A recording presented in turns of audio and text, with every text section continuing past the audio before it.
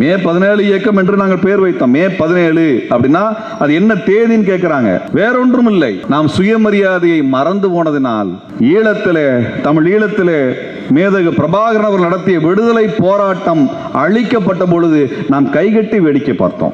நமக்கு சுயமரியாதை இல்லாமல் போனோம். தந்தை பெரியார் சொல்லுவதை போல வடநாட்டானுக்கு அடிமைப்பட்டு போனோம். வடநாட்டான் சொல்லக்கூடிய கட்டுப்பாட்டுக்கு கட்டுப்பட்டு போனோம். அதனால் நமது இனம் ஈழத்தில் 1,60,000 தமிழர்கள் கொன்று அழிக்கப்பட்ட பொழுது நாம் கைகட்டி வேடிக்கை பார்த்த அடிமை மனிதர்களாக மாறி போனோமே.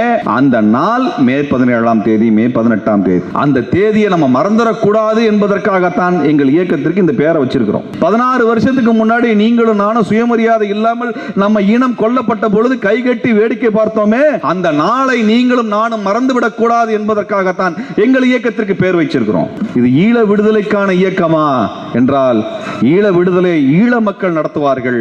ஆனால் ஈழத்தில் நடத்தப்பட்ட அநீதியை உலகத்திற்கு சொல்லுவதற்கு மே 17 இயக்கம் அந்த பொறுப்பை கையில் எடுத்துக் கொண்டிருக்கிறது. அதனால்தான் மே 17 இயக்கம் வந்திருக்கிறது.